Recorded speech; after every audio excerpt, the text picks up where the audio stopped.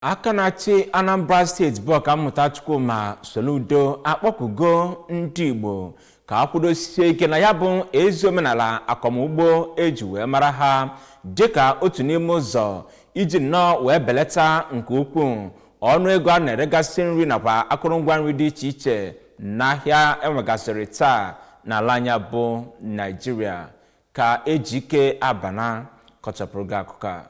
Soludo onye mere ka amata nke a na dọkịta Alex Ekwemesquare Ọka mgbe a na-eme mmemme iri ji nke afọ 2024 mere ka amata na ndị Igbo kwesịrị ịdị na-agba mbọ mgbe niile ijigidesi omenala ha ike. Gọvanọ Soludo gara n'ihu kwuo na ọ dị oke mkpa ịkwado ma na-echekwaba omenala dị iche iche nke eji mara ndị Igbo. Ọ kọwara dịka nke kasị nnukwu mkpa idebesi ihe ndị ahụ dịgasị aṅa eji akwanyere ndị Igbo ugwu ma mee na ọ ga-eme ka ụmụaka na-eto eto bụrụ ndị ga-amụta ihe ndị ahụ ndị Igbo ji bụrụ ọkachamba. Ọ mekwara ka amata ọ kpọkụziri ndị Anambra na ndị Igbo niile ka ha makụọ omenala ha dị iche iche ma mee ka ụda anya na ime ihe dị otu a ga-abụ nke ga-eme ka akwalitezie ọnọdụ omenala ndị Igbo n'ebe ọ dị ukwuu. Ife ndị Igbo bụ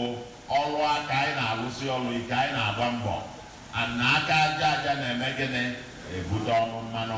na onye ọbụla kọọ ife ndị eme gịnị ekwesịrị onwere a n'ebe ọbụla anadị ekwesịrị ime gịnị ịkọ ya ife. Ọ bụrụ na onye ọbụla mee ya etu a prices ife a na-ele ndị n'afịa ga-eme gịnị ọ ga-ada.